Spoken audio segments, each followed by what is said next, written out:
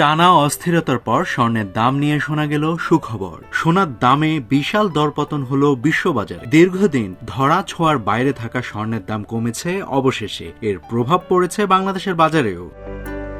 Record উচ্চতায় পৌঁছানোর পর মাত্র দুদিনের ব্যবধানে দেশে ভরি প্রতি স্বর্ণের দাম কমেছে ৩০,০০০ টাকারও বেশি। স্বর্ণ ব্যবসায়ীদের শীর্ষ সংগঠন বাংলাদেশ জুয়েলার্স সমিতি বাজুস দ্বিতীয় দফায় ভরিতে সর্বোচ্চ ১৫,৭৪৬ টাকা দাম কমানোর ঘোষণা দিয়েছে। এতে ২২ ক্যারেট স্বর্ণের ভরির দাম নেমে এসেছে ২,৫৫,৬১৭ টাকায়। নতুন এই মূল্য আজ থেকেই কার্যকর হতে যাচ্ছে।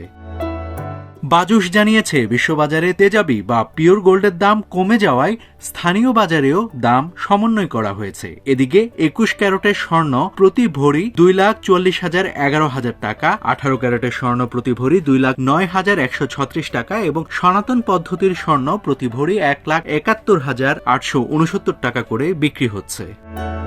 গত সপ্তাহে বিশ্ববাজারে স্বর্ণের দাম দ্রুত বাড়তে থাকায় দেশের বাজারেও বড় ধরনের উস্ফোলন দেখা যায়। বৃহস্পতিবার এক ধাপে ভরিতে ১৬,২১৩ টাকা বাড়িয়ে বাজুস স্বর্ণের দাম নির্ধারণ করেছিল ২,৮৬,০০০ টাকা, যা দেশের ইতিহাসে সর্বোচ্চ।